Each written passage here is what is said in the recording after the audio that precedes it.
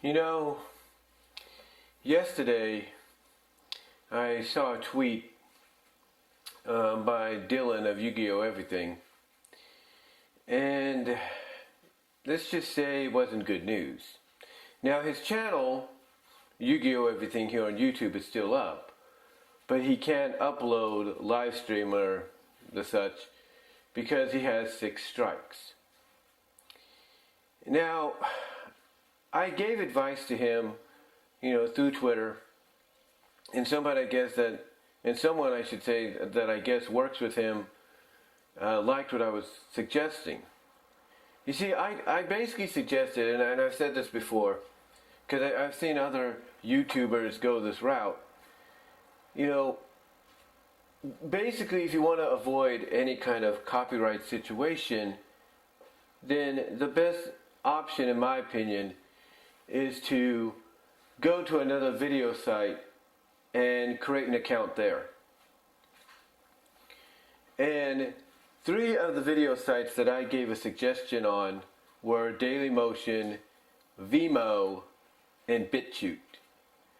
Now, even though they appreciated the suggestion of them, they said that BitChute has a limitation of 2 gigabytes. And that's great. That's fine. But you got to remember, BitChute is still kind of new. Vimeo, on the other hand, isn't. Now, true, Vimeo has some plans. And one of them, I think, or either one of them, I should say, allow you a certain amount of gigabyte or space to upload your videos on. And in my opinion, I think that Yu-Gi-Oh! Everything, if not BitChute or even Dailymotion, I think Vimeo is probably the best solution for Dylan and his Yu-Gi-Oh! Everything channel. The reason I say this, like I said, is because I noticed other YouTubers going down this path before trying or attempting to try to upload them onto YouTube. I've seen the likes of Matt Burnett, or Brunet, if you will, of Animat's reviews or classic reviews. I've seen him do it through his Patreon. And the reason he does it through his Patreon is, one, it gives his followers there early access to his reviews or his topical videos that he does, or his countdowns. But I think it also gives Animat plenty of time to make sure everything is in order so that there won't be any kind of copyright situation. Now, another name that does this as well is Bob Show. Bob Show also does this, but sometimes he may end up keeping the episode on Vimeo, because even though he'll do the same thing that Animat will do, there is sometimes a good chance that he'll get targeted, because he's had past experiences in this. He'll get targeted, and he doesn't want that to happen. So what he'll probably do is he'll test it out, and if it says it's copyright and you can't make it public, basically it's blocked, he's not going to push the agenda.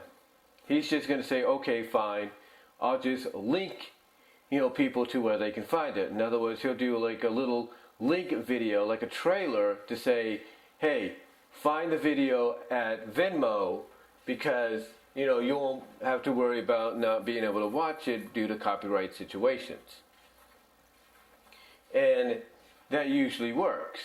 He gets views on his Venmo, or his Vimeo, I should say, not Venmo, but Vimeo channel, and he also gets views on his YouTube channel, because people are looking at the trailer and clicking on the link to the Vimeo channel to watch the video. Another one that's done this, or is doing this recently, or has been doing this recently, is TLHCG, the long-haired creepy guy. And the reason he's doing it is mainly, as he put it in one of his first videos he put under his Vimeo channel, basically YouTube torpedoed his channel. You see, here on YouTube, he had of course, a channel, and the majority of his videos were retrospectives on various animated shows. Sometimes those shows would range from the likes of X-Men, Gem, Scooby-Doo, Batman, you name it. And even though it seemed like he was okay, I guess whatever else he talked about, because he talked about more than just those those animated series and those retrospectives, he talked about other stuff as well. And my assumption is that some of the other stuff he talked about didn't, pass the bar, if you will, when it came to YouTube. Thus, YouTube ended up torpedoing him, as he put it. So, he moved over to Vimeo. Now, does he still have a YouTube channel? I'm assuming he does, but he doesn't utilize it as much, if at all. And if he does utilize it, he's doing it mainly to link people to Vimeo, to his Vimeo channel, if you will. Another person that does this is Rowdy C of TV Trash, Chris Lee Moore. And he does this mainly because of the same reasons.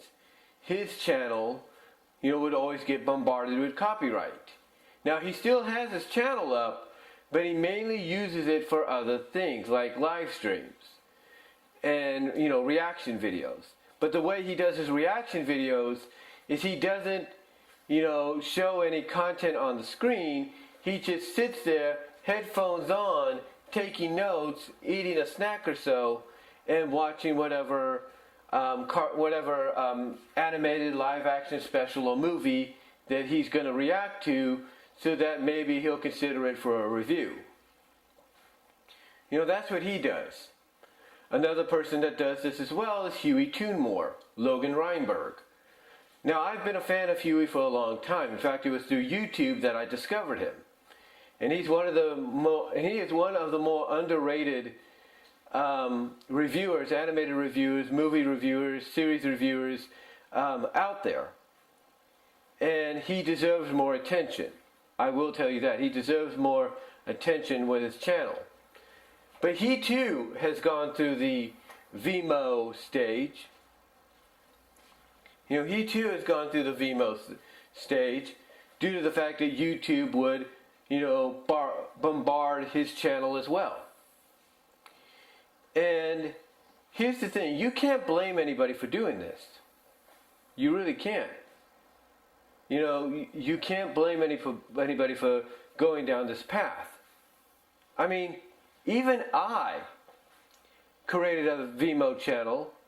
My original one, I don't know what happened to it. I'm assuming it got torpedoed for some odd reason. Somebody reported it or hacked it or whatever, I don't know. But the newer one I got, I uploaded Speed Me Up, which was a fan vid I did last year based around Sonic Sat AM. And I was using the Speed Me Up song from the Sonic movie, which came out in 2020. Actually, 2020 is when I uploaded the video on YouTube originally, and then sometime throughout the months afterwards, it got blocked worldwide. Anyway, the point is, I uploaded it to Vimeo. When I tried to re-upload it to YouTube, I couldn't do it because it was blocked worldwide. So I uploaded it to Vimeo. I let people know about it through a channel through a channel update, and even a link video, basically a video letting people know where they could find it. And that was it. And surprisingly, some people did, tune into it and watch it, which I did appreciate.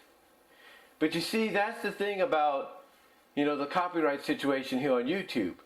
Yes, YouTube is doing what they can, to, fix this situation. They're trying their best to fix this situation so that everybody has an opportunity to shine on this platform.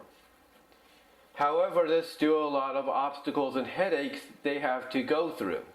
There's still a lot of obstacles and, like I said, headaches. There's still a lot of, still a lot of courses to turn. Sometimes there's walls to climb. You get the idea. There's just a lot more, that YouTube/Google has to do before they get anybody else out there to understand that what all these content creators are doing is fair use. I mean, you think we smaller content creators, or semi-big content creators, are easy targets? No, we're not. We're not, no. Well, what I'm trying to say is, you think we're easy targets, for copyright, holders and all that to issue a copyright claim or strike on us? You think we're the easiest targets? No, we're not. You know who you want to know who is the easiest targets? You want to know who the easiest targets are? People like James Rolfe. People like Doug Walker. People like Lynn Cara. People like Angry Joe. Bennett the Sage, if you will. People like JonTron, Pro Jared, Scott the Woz. These people that I just named off, among many others. PewDiePie, for example. PewDiePie. All these people that I've named, among others, are easier targets because they're bigger names on this platform. And if you think someone like PewDiePie or Pro Jared or Scott the Woz, if you think they're an exception to the rule, they're not. They are not. You think JonTron is exception to the rule? He's not. You think Lynn Cara, Angry Joe are exception to the rule? They are not. If a studio feels that you are trespassing on their property or infringing on their property or trying to make money off their property without their consent, they will target you, especially if you are a bigger name. And believe it or not, Yu-Gi-Oh! Everything, channels like Dylan's, channels like TGS Anime, these channels are targets for copyright holders to strike and claim. And when it comes to copyright holders and claimers going after channels like these, sometimes it's not always the copyright claimers from here in the States, the copyright holders from here in the States. No. Sometimes, as Yu-Gi-Oh! Everything, Dylan, if you will attest to, it comes from out of the country. Yeah, it comes from out of the country. You know why? You know why it comes from out of the country? I'll tell you why. Because like I've said before, countries like Japan, even though they could be high in advancement of technology, even though they could be, what's the word I'm looking for? High in advancement of technology, even though they are willing to distribute manga and anime based on whatever comes to a creator's mind of said property, even though they're willing to step outside that box, here's the thing. There are still parts of Japan, mostly the studios, that are still run under an old school mentality. That's right. Even though Japan is advancing in technology, leads the world in advancement of technology, even though they are willing to step outside the box when it comes to creative imaginations being let loose, to be brought to life through mangas and animes, they are still, held back by the old school mentality that, that basically hemorrhages studios like NAS, studios like Konami, studios like Hayao Miyazaki studios.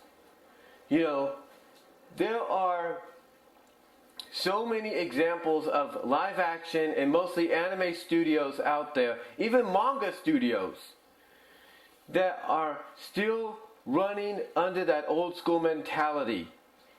And that old school mentality is, hey, if you didn't make it, then you have no right to use it. I mean, Hayao Miyazaki, for example, is one of the greatest creative minds in anime, if not animation. But yet, you cannot share his material. I want to give you a good here's a good example of what I mean. I was watching a YouTube channel. And people, and this couple, I should say, went into the new Academy Awards Museum they have in Los Angeles. And one of the exhibits they have on the upper level is dedicated to Hayao Miyazaki. And here's what's funny. You would think that this being a museum, and a museum basically most of the time being open to allow anybody to take video or pictures without a problem, because hey, they may not come here every now and then when they want to because of financial reasons. You would think that this kind of museum would allow you to do that, right? Technically they do. Technically. There's a catch, however. That catch is the Hayao Miyazaki exhibit, I should say, on the upper level of that museum. Because according to this couple that, did the YouTube video on it, did a kind of like I guess you could say a tour, if you will, taking us with them. Even though they showed most of the museum, like the gift shop, the props and stuff that were on display, some of the, movie scenes that were being shown of classic films and stuff, as soon as they went to the Hayao Miyazaki one, they had to shut their cameras down. All because Miyazaki doesn't want his material, his property shown, to the world. Even though people have bought up his movies on Blu-ray, VHS, DVD, 4K, digital, you name it, and are currently streaming them on places like HBO Max. For some odd reason, even though this is part of a public, a very public, exhibit, a very public, attraction in Hollywood, in Los Angeles, his exhibit is the one exhibit you cannot go in and film and take pictures of. And why? And why? He's not there, right? He's not there to stop anybody. But I'll tell you why. And it's been documented. Hayao Miyazaki is an old school guy. And just like I said, he follows that old school mentality of, if you didn't create it, then you have no right to take pictures or video of it. Even if it's for, the family album. You can't, for example, you can't stand in front of a cutout of one of his characters from his movies. And I know it sounds ridiculous, but that's an example, a prime example of somebody being set in such an old school mentality that they don't realize that you're doing nothing wrong. And that's how a lot of these studios in Japan, in other countries as well, but mostly Japan, are operated. Again, they are high in advancement of technology when it comes to the latest televisions, game consoles, computers, you name it. They're the first they're the first in that field. And when it comes to, stepping outside of the box and getting weird and creative with, the next, anime title or manga title that will be adapted into an anime and vice versa, they're not afraid to step outside that box. However, when it comes to some of the material, when it comes to some of the properties out there, certain studios still run and operate under an old school mentality. They do. Now we could say that Yu-Gi-Oh has an official YouTube page and some episodes from from the first series, the second series, third series, whatever, all on there, various episodes, and that's great. But the only reason they're up there is because of the people behind it. The 4Kids people, the NAS people, they're allowing it because they make money for themselves. Konami's allowing it because they make money for themselves. But if you even try to do a discussion video, if you even try to do a theory video, a review, then unless it's just you in front of the camera talking, unless it's just you showing an image, a screenshot, and nothing else, more than likely NAS, Konami maybe to an extent, will target you. They will come after you because they're set in that old school mentality. Now, thankfully, that as it's evident, there are some places in Japan, animation, anime-wise, manga-wise, and live action that are not stuck in that old school mentality, and that's great. The only problem is the studios that own the distributing rights, distributing rights to some of the more popular properties out there today are stuck in that mentality. Like NAS. Like Konami maybe to an extent, not necessarily, but to an extent by association with NAS. The Studio Ghibli, studios, if you will. Hayao Miyazaki, like I said, a good example there. Among other notable ones that I can think of right now, are all stuck in that old school mentality. There are some that have gotten out of that, as I mentioned, yes, but there are some that are stuck in it.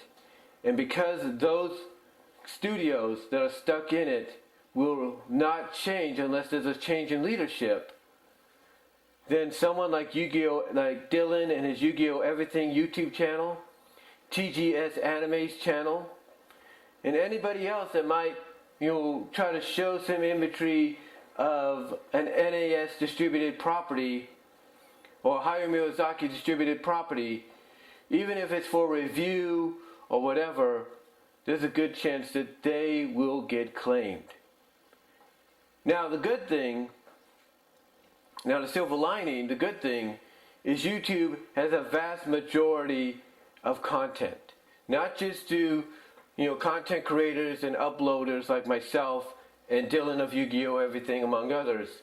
But they have such a vast majority of content that, unless somebody is keeping an eagle eye on what's going on, unless they're keeping an eagle eye, it takes a while for a lot of these copyright claims or strikes to come forward. They do. It takes a while. Believe me, I know from experience. And Dylan from Yu-Gi-Oh! Everything knows from experience. That is why his channel right now is currently on hold. It's like you can still view it, but he can't upload or anything. And the reason for that is because YouTube, Google themselves is still ciphering through these claims. Because I think even they here, YouTube and Google, realize these claims are BS. They realize that. So whether or not he keeps his channel, in the near future and he's able to get back to uploading is entirely up to YouTube itself. But like I said, and I'll say this again, if I'm Dylan or anybody else that's in this situation, I go and I create myself a Vimeo channel. I create myself a Vimeo channel,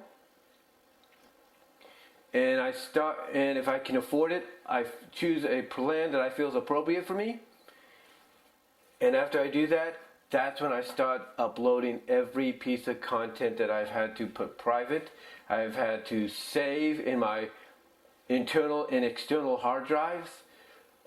I do what I have to keep my content going and somehow keep my channel alive. That's what I do. That would be my prerogative. That would be my prerogative. Now me, yeah, do I think the copyright thing needs to be fixed? Absolutely. Absolutely, I do. But until it's fully functional, and again, I'm not trying to kiss up to YouTube or Google, but it is obvious they are trying their best to remedy these situations. So in my opinion, I believe it's just a step-by-step process that they are going down right now to make sure, that one day down the line they can make the announcement. Even though some of them at YouTube and Google may not be through with it, that someday they can make the announcement that, the copyright algorithm has changed, and that anybody that utilizes any kind of content for reviews, theories, you name it, will not be hurt, will not, be struck down, claimed, or anything, because it's in fair use. But until that day comes, we just got to tolerate what's happening right now. We just got to deal with it. And my suggestion is, if you're someone like Yu-Gi-Oh! Everything, go to a place like Vimeo, and if you can afford it, choose a plan, utilize that plan, upload your content there, and then if you can still keep your channel here, or even through your other channel, which is based on anime, I would basically create link videos. Basically videos that tell people, hey, you want to see my theory, or you want to rewatch the scene breakdown that I did for Valentine's Day between Akiza and Yusei? But basically, if I'm him, I do that, and then I link them to the video at Vimeo, so they can watch it there. Because by doing so, it's a win-win. You get views on that video linking them to it, and you get views on the video at Vimeo that has it. And that's it. But yeah, I agree. The copyright algorithm and all that does need to change, and I'm willing to give Google and YouTube the benefit of the doubt that they will do what they can.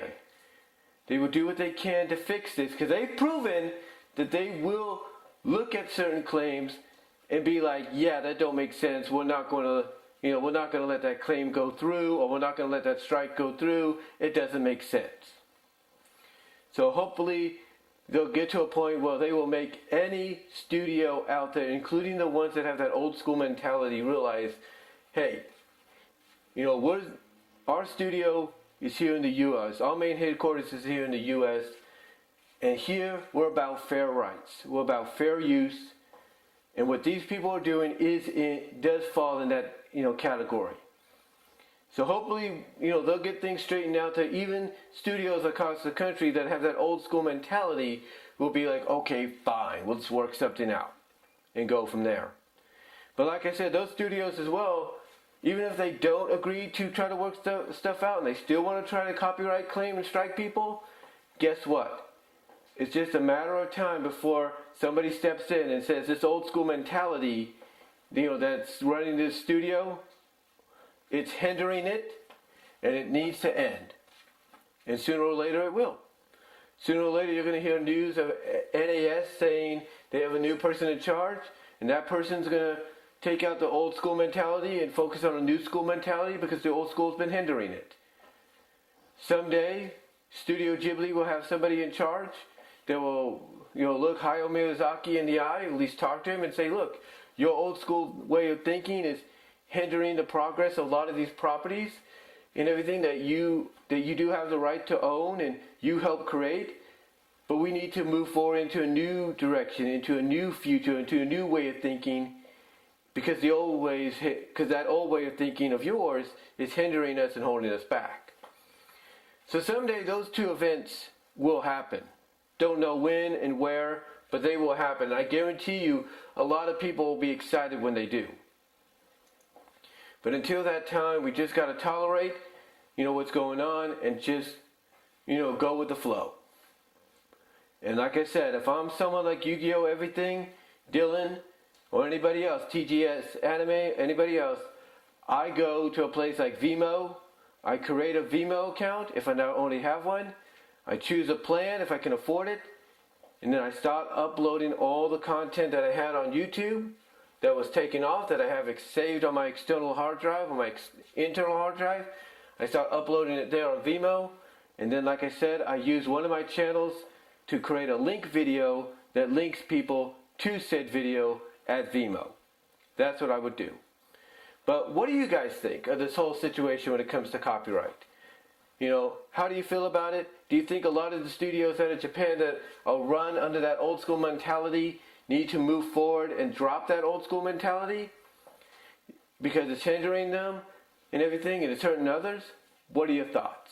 Comment down below, live chat during the premiere, like the video, check me out at the Teespring store. Also check me out at BW Roses Discussions, all your favorite audio podcast locations except for Pandora.